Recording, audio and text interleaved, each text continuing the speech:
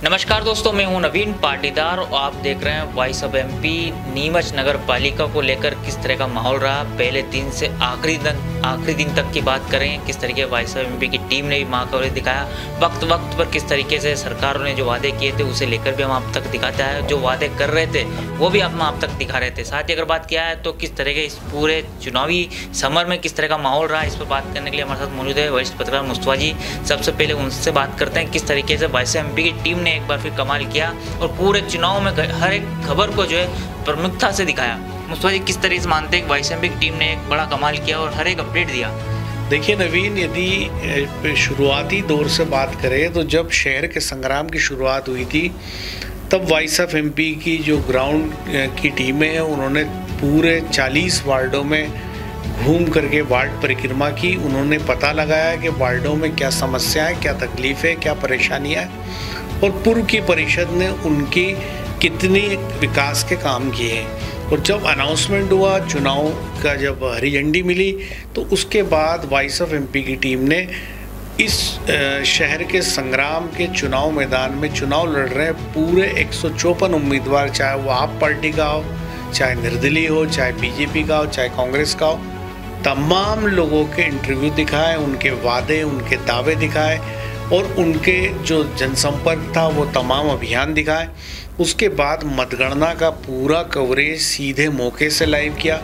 और उसके बाद यदि बात की जाए तो जब मतदान का पूरा कवरेज किया, उसके बाद मतगणना को सीधे दिखाया। और आज जब इसका आखिरी पड़ाव था शहर के संग्राम का, जब कि नीमच नगर पालिका का अध्यक्ष और उपाध्यक्ष चुना जाना था, तो आज भी पल पल की अपडेट वॉइस ऑफ एमपी ने दी। और जैसा कि एक मुहावरा जो इस समय काफ़ी प्रचलित हुआ शहर के संग्राम में, वो ये है कि चुनाव मतलब वॉइस ऑफ एमपी।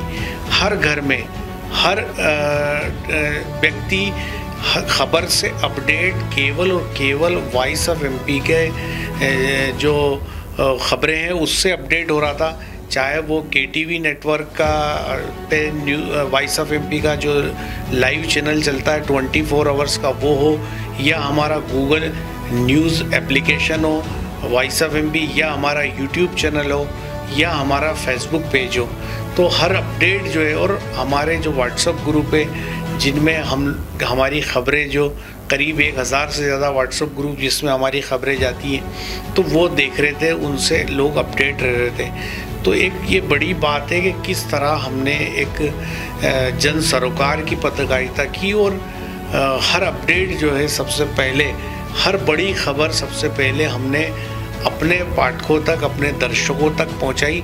और ये हमारी जिम्मेदारी है, क्योंकि मीडिया का काम ही यही है कि जो कुछ घट रहा है समाज में वो समाज तक पहुंचाए, वो सबसे पहले हम अपने व्यूअर्स तक पहुंचाए।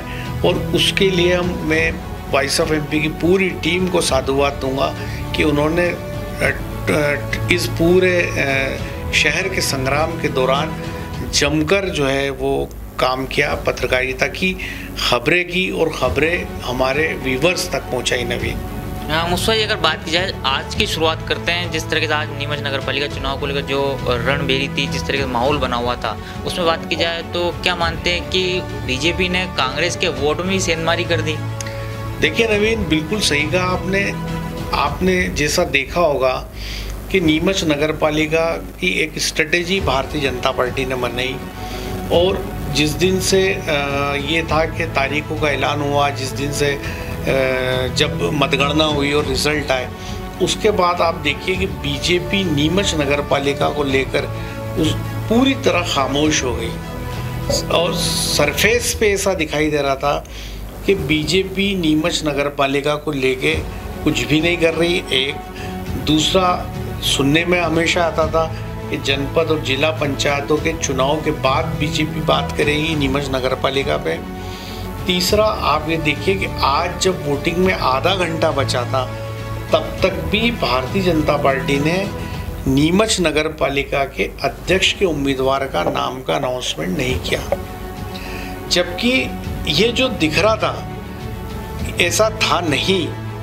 अंदर खाने बीजेपी में पूरी तैयारी चल रही थी। पूरी तैयारी इस बात की चल रही थी कि स्वाति चोपड़ा ही अध्यक्ष बनेगी। इसके लिए पहले ही सारा एक सीन क्रिएट हो चुका था। दूसरी ख़ास बात यह है कि यहाँ पर्यवेक्षक आए, उन्होंने रायशुमारी की और तमाम कवायद हुई, लेकिन फैक्ट बात जो थी वो ये था कि भाजपा के 23 पार्षदों के अलावा 3 निर्दलीय पार्षद और कांग्रेस से बगावत करने वाले 5 कांग्रेसी पार्षद भाजपा नेता संतोष चोपड़ा के खीसे में थे और यही उनकी असली ताकत थी।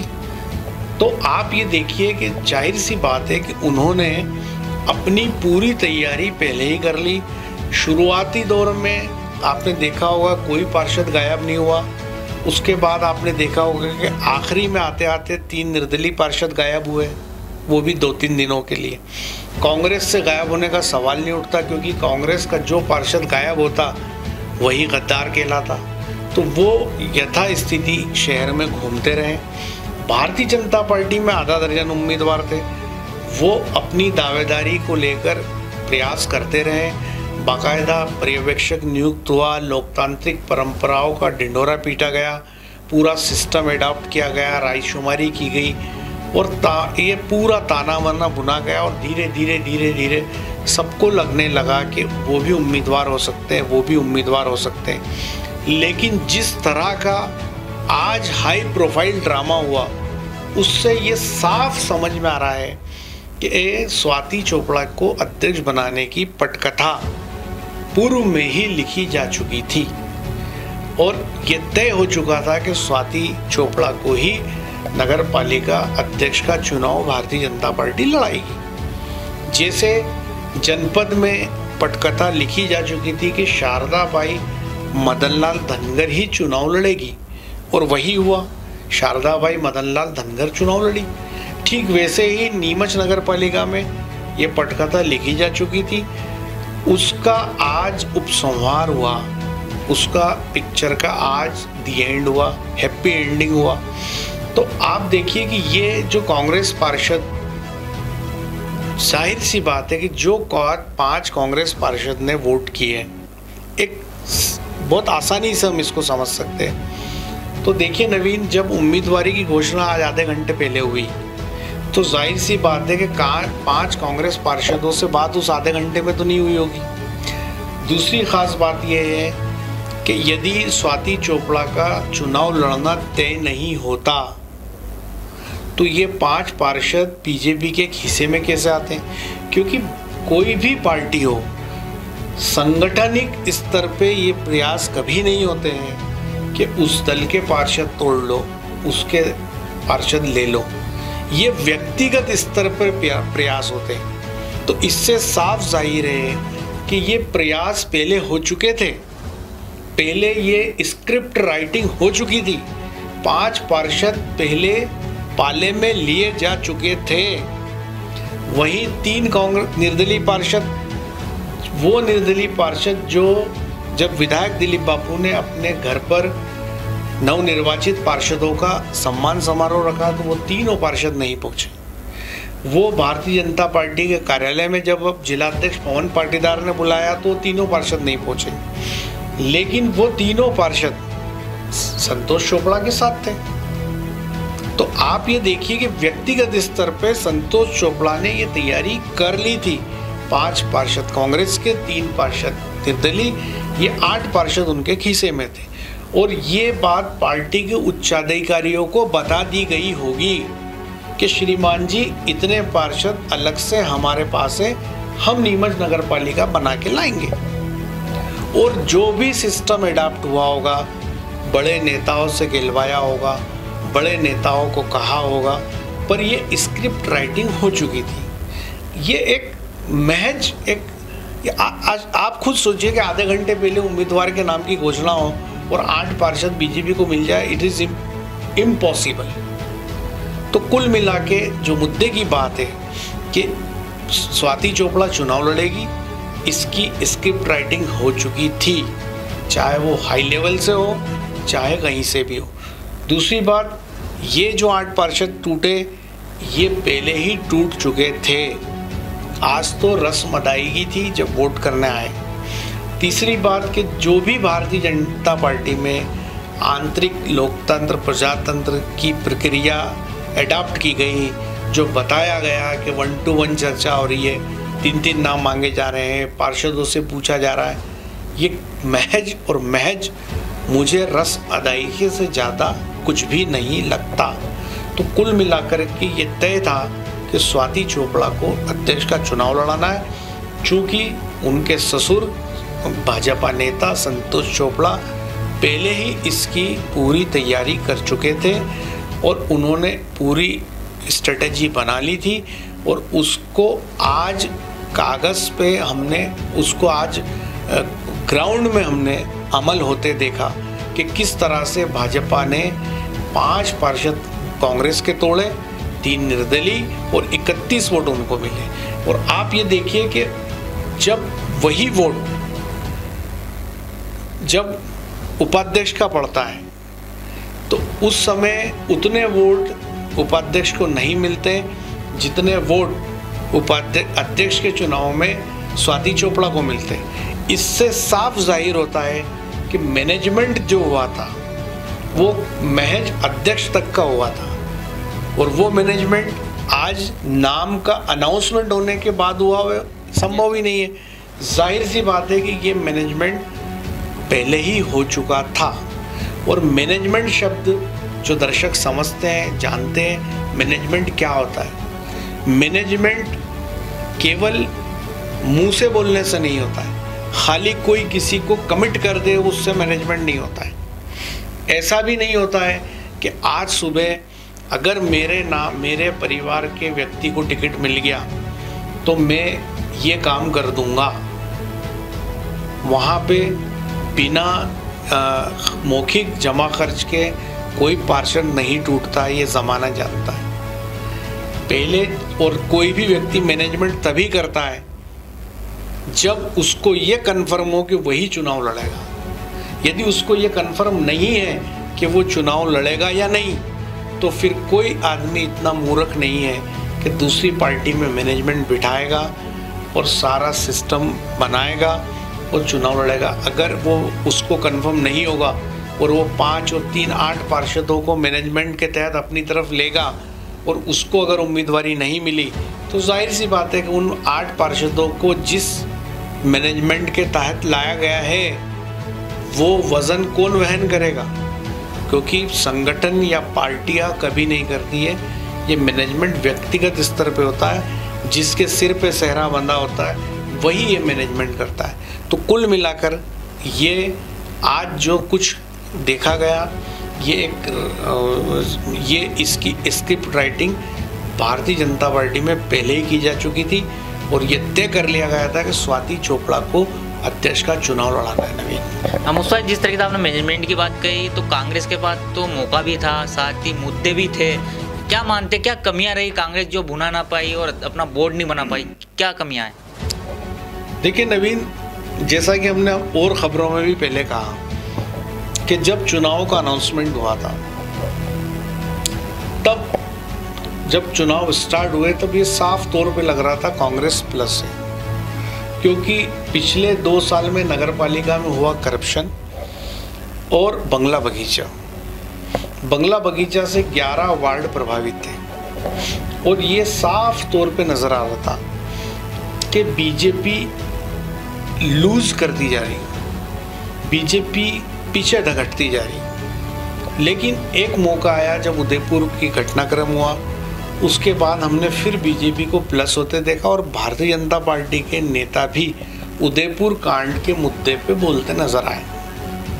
यहाँ कांग्रेस लूज कर गई, यहाँ कांग्रेस को वो जो एक टर्न आया वहाँ पे उसको इस पूरे काम को संभालना था, अपने हाथ से बाजी जाते हुए रोकनी थी।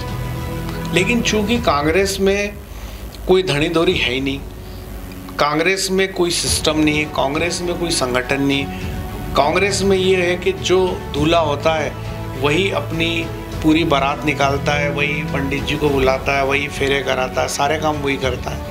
कांग्रेस में संगठन कुछ भी नहीं करता। तो जहाँ पर कांग्रेस प्लस थी, और जब उदयपुर की घटना के बाद कांग्रेस वापस माइनस में जाने लगी तो वहाँ कांग्रेस को अपनी नई स्ट्रेटेजी प्लान करनी थी और उसके आधार पे चुनाव को आगे ले जाना था और कोशिश करनी थी कि कांग्रेस प्लस होती, लेकिन कांग्रेस वहाँ पीछे हट गई, कांग्रेस मात खा गई। अब जब नतीजे आए तो आप देखिए कि क्या सीन था। नतीजे आने के बाद 14 पार्षद कांग्रेस के थे, 3 पार्षद निर्दलीय थे, 17, और बीजेपी में लड़ने वालों की लंबी फौज थी, 6 उम्मीदवार थे। छाया जायसवाल ताल ठोकरी थी, किरण शर्मा थी, कुसुम जोशी थी, वंदना खंडेलवाल थी, स्वाति चोपड़ा थी, रंजना परमल थी। इतनी लंबी फौज में जाहिर सी बात है रिवोल्ट होने की पॉसिबिलिटी भी होती है, क्योंकि सबको पद प्यारा होता है। लेकिन यहाँ भी कांग्रेस अपनी कोई स्ट्रेटेजी नहीं बना पाई। कम से कम वो ये 14 और 3 निर्दलीय 17 पार्षद ही अगर कांग्रेस ले जाती तो उसके लिए उपलब्धि हो जाती। आप ये देखिए कि कितनी वर्स्ट स्थिति में कांग्रेस आ गई कि उसकी ही पार्टी के 5 पार्षदों ने उसके ही अध्यक्ष उम्मीदवार के खिलाफ वोट कर दिया। मतलब कांग्रेस में मैनेजमेंट शून्य था। जो लोग अध्यक्ष को फाइट कर रहे थे उनको खुद को कॉन्फिडेंस नहीं था कि वो कुछ कर पाएंगे। जबकि हमने एक बात देखी थी कि संतोष चोपड़ा ने जिस दिन अपनी बहू को वार्ड नंबर 33 से चुनाव मैदान में उतारा, उस दिन से वो कहते सुने जा रहे थे कि वो चुनाव अपनी बहू को पार्षद बनाने के लिए नहीं लड़ रहे हैं। पहले दिन से उनका ये सेंटेंस था। और आप ये देखिए कि उन्होंने जो स्ट्रेटेजी प्लान की, उन्होंने एक बहुत ही एक सही वार्ड चुना जिसमें 85 वोटर थे। ना तो झंडे बंडे लगाने थे, ना माइक में प्रचार करना था, ना डोर टू डोर जाना था। उन 85 वोटों में उन्होंने अपनी जीत के 40 वोटर पकड़े और वो 40 वोट ले लिए और जीत गए। उसके बाद उन्होंने अपना एक सिस्टम बनाया पार्टी के अंदर और अपनी बहू के नाम पे हरी झंडी करवाई। 5 पार्षद कांग्रेस और 3 निर्दलीय अपने खीसे में रखे और थम्पिंग मेजोरिटी से चुनाव जीत गए। तो ये एक सिस्टम था, ये एक तरीका था चुनाव को निकालने का। पहले दिन से उनका कॉन्फिडेंस बोल रहा था कि वो अध्यक्ष बनने के लिए लड़ रहे हैं, उनकी बहू अध्यक्ष बनने के लिए लड़ रही है। चुनाव के दौरान हमारी आपकी चर्चा संतोष चोपड़ा से हुई।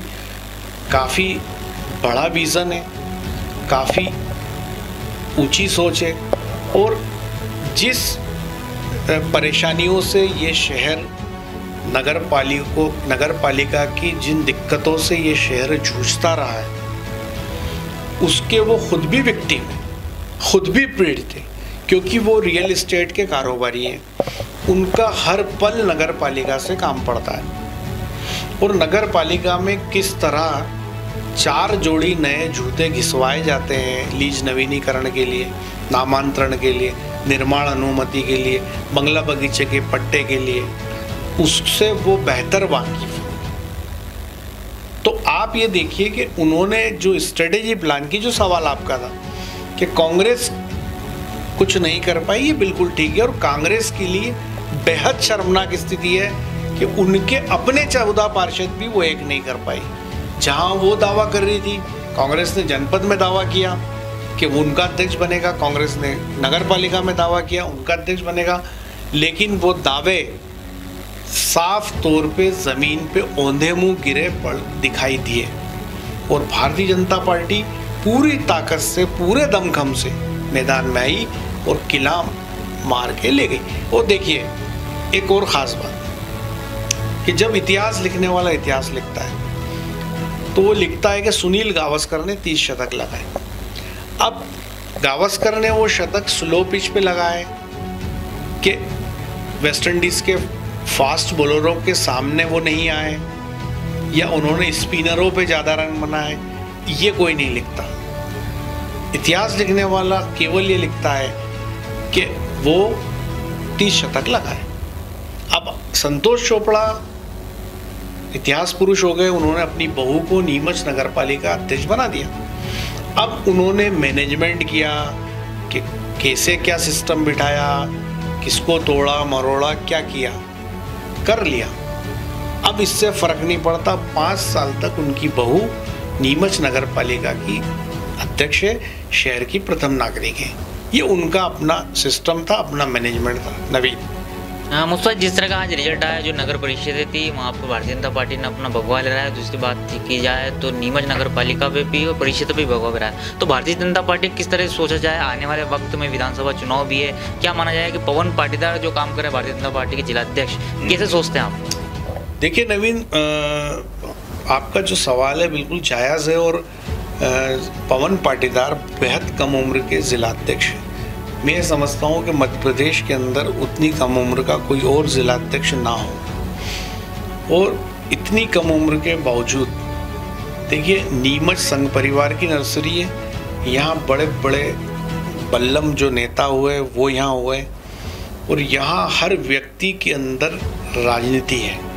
हर व्यक्ति, चाहे वो ऑटो वाला हो, ठेले वाला हो, चाय की गुमटी वाला हो, हर व्यक्ति सीधे पॉलिटिक्स से जुड़ा हुआ है। एक ज़माने के अंदर प्रशासन के लोग कहा करते थे, जब सुंदरलाल जी पटवा चीफ मिनिस्टर थे, कि कितने सुंदरलाल पटवा।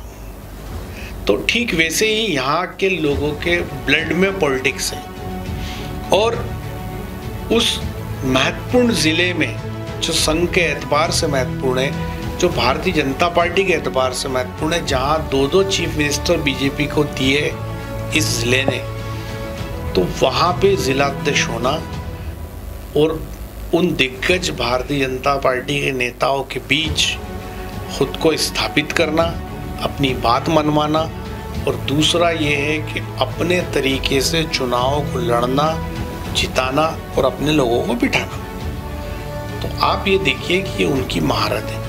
अंदर खाने एडजस्टमेंट होते हैं, कहाँ कौन किसको दे रहा है नहीं दे रहा है ये अलग बात है। लेकिन यदि आज 5 जगह चुनाव हुए, 4 नगर पंचायत, 1 नगर पालिका, आउटराइट भारतीय जनता पार्टी की आई। 3 जनपदें नीमच, जावद, मनासा भारतीय जनता पार्टी की आई। जिला पंचायत भारतीय जनता पार्टी की आई। तो निश्चित बात है कि इसका क्रेडिट जिलाध्यक्ष को जाता है। ये अलग बात है कि अंदर खाने क्या एडजस्टमेंट हुआ, कहाँ पे सकलेजा जी ने कहा और कहाँ पे उन्होंने कहा कि भाई यहाँ पे गोपाल चारण को जनपद का बना दो, वहाँ पे हम सज्जन बापू को मदद करते हैं। तो ये क्या सिस्टम एडॉप्ट किया गया, किसने किसको रोकने के लिए किसके वोट दे दिए, किसने किससे ले लिए, ये अंदर खाने की स्ट्रेटेजी। पर जिला अध्यक्ष पवन पाटीदार है। पूरे चुनाव में, पंचायत चुनाव हो, नगर पालिका चुनाव हो, उनका नाम जमकर उभरा। हर जगह उनका पांव फंसा हुआ दिखा, हर जगह उनके लोग दिखे।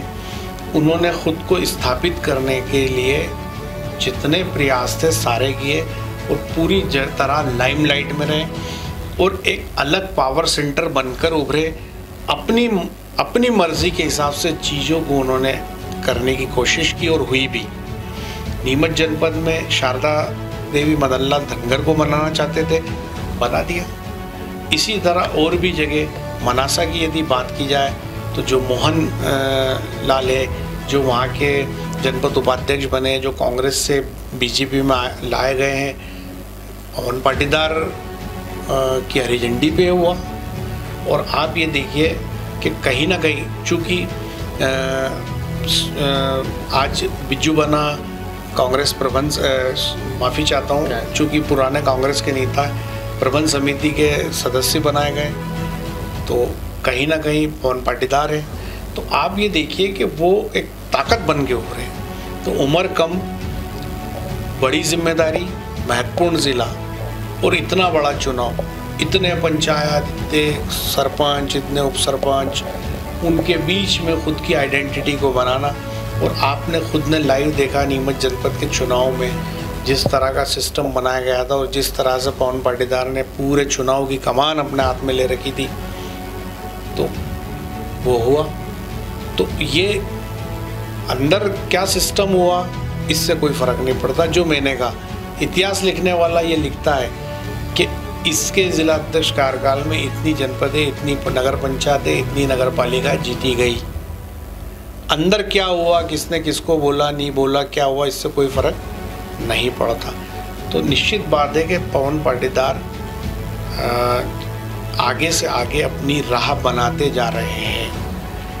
एक महत्वपूर्ण और इस चुनाव में उनको निश्चित तौर पे गोल्ड मेडल लगा है। मुस्तफा, आखिरी और बड़ा सवाल है कि आखिर कांग्रेस कैसे पता लगाए कि जिसने पार्टी से गद्दारी की और भारतीय जनता पार्टी को वोट दिए, कैसे पता लगाएगी और उनका होगा क्या? देखिए नवीन, गद्दारी का बड़ा इतिहास है। गद्दारी नीमच नगर पालिका में पहली बार नहीं हुई, उसके इससे पहले कई बार हुई। मधुबेन पाटीदार जब अध्यक्ष बनी थी और उसके बाद भी। और देखिए नवीन, ये दो तरह से मैं इस बात को बोल सकता हूँ। एक तो ये कि पता चल जाए तो कोई फ़र्क नहीं पड़ता, क्योंकि जिसको अध्यक्ष बनना था वो बन गया, और कानून के अंदर इसका कोई प्रोविज़न नहीं है कि जिसने गद्दारी की उसको सजाए मौत दे दी जाएगी। उन्होंने अपना मैनेजमेंट जमा लिया, उनको पता था कांग्रेस आएगी नहीं, उन्होंने अपनी व्यवस्था कर ली और हो गया काम। उसका 5 साल तक भले कुछ मिले नहीं मिले, अभी अपन ने अपनी व्यवस्था पूरी कर ली। तो अब आप देखिए कि ये तो एक बात हो गई। और दूसरी बात है कि गद्दारी का पता चल भी गया कांग्रेस में। कांग्रेस के अंदर बड़ी से बड़ी गद्दारी, बगावत कुछ भी हो जाता है तो कुछ महीने बाद वापस पार्टी में आया था। वैसे भी क्या है कि कांग्रेस में लोग इतने कम हो गए हैं कि अब जो बच्चे उनको भी कांग्रेस निकाल देगी तो फिर कांग्रेस में रहेगा कौन? तो ये सारी चीज़ें, अभी सरकार बीजेपी की है, लोगों का ये सोच बनता है कि 10-20 साल और बीजेपी नहीं जाएगी। तो जाहिर सी बात है कि अभी तो उन्होंने वोट ही दिया, कल को खुद ही जाके भारतीय जनता पार्टी का दुपट्टा डाल ले तो कांग्रेस क्या कर ले? वो 5 पार्षद खुले में आगे कहते हैं कि हम बीजेपी के हो गए, अब तो क्या कर लो आप? क्योंकि कानून के अंदर इसकी कोई प्रोविज़न नहीं है कि कोई व्यक्ति कौन सी पार्टी में रहेगा या उस पर कोई कानूनी तौर पे कुछ जिम्मेवारी हो कि नहीं वो कांग्रेस का है तो ज़िंदगी भर कांग्रेस के ही झंडे अंडे तोकेगा, संभव नहीं है। तो पहली चीज़ तो ये बात होगी। दूसरी बात ये है कि देखिए नवीन, एक बात याद रखिए कि बात कभी छुपती नहीं है।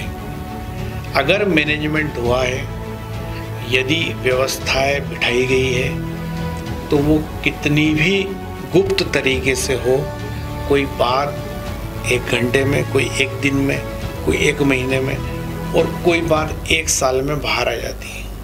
और ये पता चल के ही रहता है कि अंदर खाने क्या हुआ था। और मैं आपको एक बात बता दूं कि चुनाव दिन में हुआ है, अभी सूरज ढला है और अभी उन पार्षदों के नाम सामने आने लग गए हैं कि कौन पार्षद है जो इस मैनेजमेंट के तहत भारतीय जनता पार्टी की गोद में जाके बैठे। तो ये बात छुपनी नहीं, लेकिन चूंकि उनको पता है कि अपना काम हो गया, अब उनको कोई फर्क नहीं पड़ता। 5 साल बीजेपी नगर पालिका में, उनको संतोष चोपड़ा जी से काम है, बात खत्म। कांग्रेस पार्टी न पद में है न सत्ता में, वो क्या कर लेगी? हद से अधिक है कि निष्कासन की कार्रवाई कर दो पार्टी से, तो हम खुद ही चले जाते हैं, आप क्या निष्कासित करोगे? तो मैं अपनी बात ख़त्म करूं उससे पहले हमारे दर्शकों से ख़ास अनुरोध है कि यदि आपको लगता है कि हम जन सरोकार की पत्रकारिता करते हैं, यदि आपको हमारी खबरें सच्ची और अच्छी लगती है, तो प्लीज़ प्लीज़ प्लीज़ हमारे YouTube channel voice of MP को सब्सक्राइब ज़रूर करें, हमारे फेसबुक पेज को ज़रूर फॉलो करें, साथ ही हमारा जो न्यूज़ ऐप है उसे गूगल प्ले स्टोर से डाउनलोड करें, उससे आपको हर ब्रेकिंग न्यूज़ सबसे पहले मिलेगी। एक और ख़ास बात, हमारी हर खबर आप नीमच के सबसे बड़े केबल नेटवर्क KTV पर भी देख सकते हैं राउंड द क्लॉक 24 आवर्स। और यदि आप किसी खबर को दिखाना चाहते हैं तो आप हमें सोशल मीडिया पर लिख भेजें, हमारे एडिटर नवीन पाटीदार के व्हाट्सएप नंबर पर लिख भेजें, हम कोशिश करेंगे उसको मुद्दा बनाने की। तो ये थे वरिष्ठ पत्रकार मुस्तफा जी, जिन्होंने हमसे बात की किस तरीके से इस पूरे चुनावी माहौल में वॉइस एमपी ने कितना बड़ा अपना योगदान दिखाया, पहले दिन से लेकर आखिरी दिन तक, और आज तक हर एक अपडेट आप तक पहुंचाई। साथ ही अगर बात किया है किस तरीके से कांग्रेस ने अपना परफॉर्मेंस दिया, साथ ही अगर बात किया है तो भारतीय जनता पार्टी किस तरीके से रणनीति पर काम करती रही और किस तरीके से तमाम नगर परिषद और नगर पालिका पर अपना भगवा फहराया। ये था अब तक का अपडेट। इस तरह अपडेट के लिए बने रहे हमारे साथ। जय हिंद, जय भारत।